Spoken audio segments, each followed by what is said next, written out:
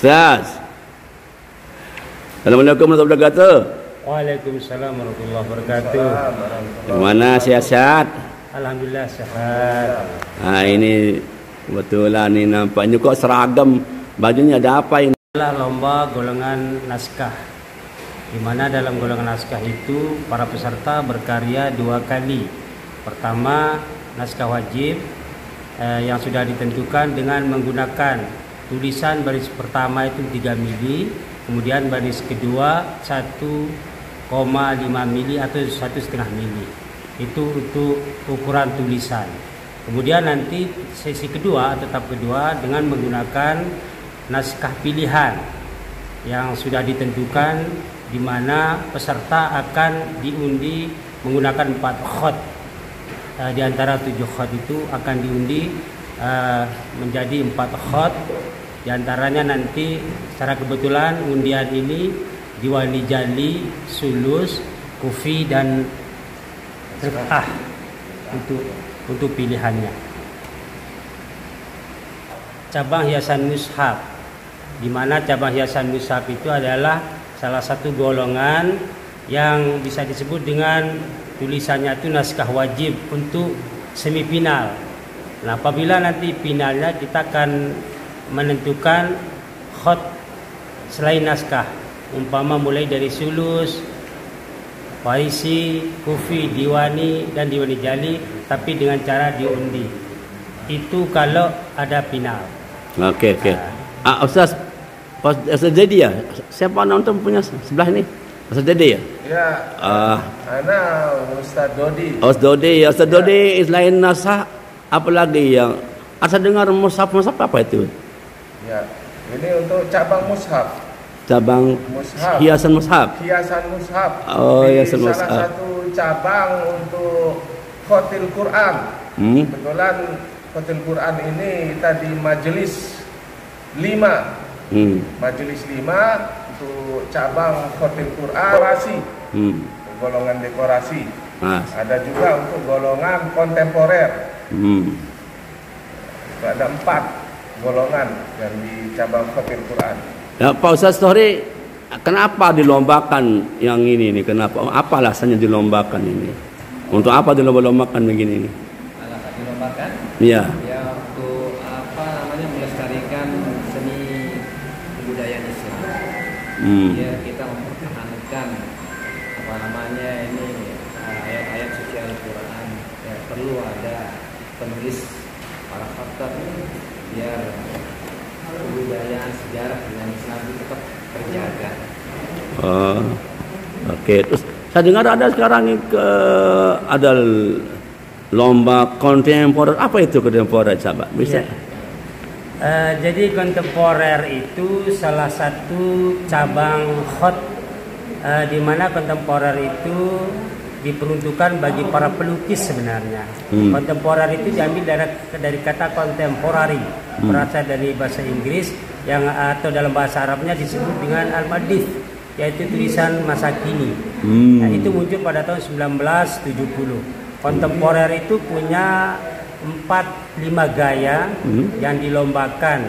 Kaidah tersendiri kontemporer itu diantaranya tradisional, ekspresionis, figural, semu dan abstrak. Nah, tapi di sini dilombakan ada 4. Nanti ada tradisional, ekspresionis, figural dan semu. Nanti kita akan memilih atau kita berikan kepada peserta memilih salah satu di antara 3 kaidah khot kontemporer. Jadi bukan kaidah murni.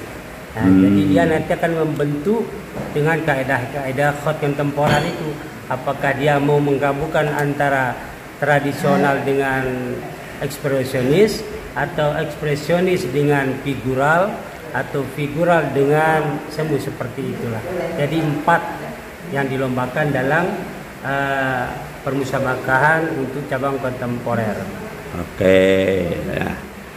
Jadi ada 4 ya, ada tradisional, figural, kemudian ekspresionis dan semu 1. Itu dalam bidang kontemporer. Kalau dalam bidang naskah apa yang naskah itu ada dua. Kalau di naskah wajib dengan ketentuan ukuran pena 3 mili, kemudian itu baris pertama, dan 1,5 mili baris selanjutnya. Nah, kalau Ustaz, jadi kalau dekorasi apa yang dilombakan itu? Kalau dekorasi ini yang dilombakan termasuk hiasannya di sana. Di samping keindahan tulisannya, juga macam jenis tulisan font itu sendiri. Berapa macam tulisannya itu? Ada minimal 4 ya. 5. 5 ya. 5. Apa saja itu? Ya. Di antaranya tadi ada yang Risa, ada yang Diwani, ada yang Sulus, kemudian termasuk juga NASA di sana, dan ada yang Kufi. Oke. Nah, terus Jali Diwani juga namanya. Pak Tohri tadi ada hiasan mushaf, itu apa itu hiasan mushaf? Hiasan mushaf itu sebenarnya sampul apa namanya Al-Quran mushaf itu. Oh ya. Gimana supaya lomba itu seperti ya Al-Quran itu seperti sampul Al-Quran itu. Oke. Jadi ada 4 lomba ya, naskah, kemudian hiasan mushaf, dekorasi dan kontemporer. Apa harapan bapak-bapak kira-kira ke depan ini? Ya, kalau harapan kami di sini semoga dengan adanya MTQ melalui ini kita bisa mencari seniman Islami yang bisa melanjutkan nanti ke depannya, bisa tetap mempertahankan seni Islam itu melalui kaligrafi ini. Ya. Depannya. Ya. Jadi ini jadi salah satu pendukung ya untuk kepeliharaannya Al-Quran. Ya. Selain membaca juga menulis. Bisa menulis. Oke. Dalam tulisan yang tulisan indah. Ya. Oke. Ada 3 yang harus kita pertahankan. Apa itu Basar? Pertama, harus bisa membaca Al-Quran. Kedua, harus bisa menulis Al-Quran. Dan yang ketiga, harus menghafal Al-Quran. Oh, menghafal, menulis dan membaca. Saya kira itu dilombakan ya. Ada namanya tahfiz, ada tilawah, ada tulisan. Nah, itu tulisan. Saya setuju Pak Ustadz kalau memang musyawarah nasional itu yang ke depan katanya besok akan diadakan MTQ tiap tahun. Artinya dihapus STQ. Oh, bagus. Kenapa? Benar deh. Yang tadi 3 itu masuk.